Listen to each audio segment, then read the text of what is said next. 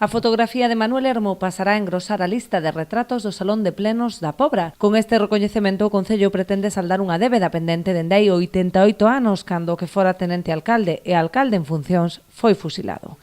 El negouse a embarcar na embarcación que estuvo recollendo a varios dos alcaldes e dos políticos que estaban comprometidos ca esquerda en ese momento, en toda a zona. El negouse a embarcar, non quiso abandonar nin a súa familia, nin o seu pobo, e penso que se hai alguén que ten dereito a estar aquí colgado en este salón, por iso tamén quixemos facer a rolda de prensa aquí en este salón, pois é Manuel Hermo. É verdad que non era alcalde, pero si era teniente alcalde e si quedou facendo as funcións de alcalde durante eses días, mentras non foi aprisionado, tomado preso, conducido a Santiago, e ali, como acaba de explicar Patricia, foi fusilado un 16 de abril do ano 37, ou sea que agora cúmplense casi 90 anos daquele fusilamento.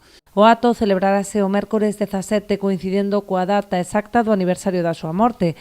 Ademais dos discursos institucionais a cargo do alcalde e da concelleira de Memoria Histórica, participarán no acto o neto do homenaxeado, que leva tamén o seu nome, e o historiador Antonio Pérez. A nota musical correrá a cargo de Mallou. E o homenaxe vai a consistir en poñelo aquí no Concello. Como podedes ver, este salón de plenos ten as fotos de todos os alcaldes da historia da Pobra, e creemos que el tamén tiña que estar. Por eso se fai este acto institucional e con moito respeto e tamén con moitas ganas de facelo.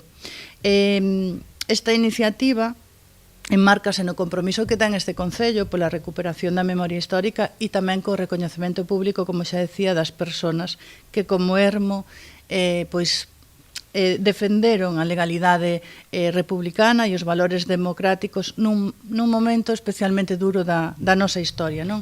A homenaxe terá lugar no Salón de Plenos ás 8 da tarde. Será un acto aberto a toda a cidadanía.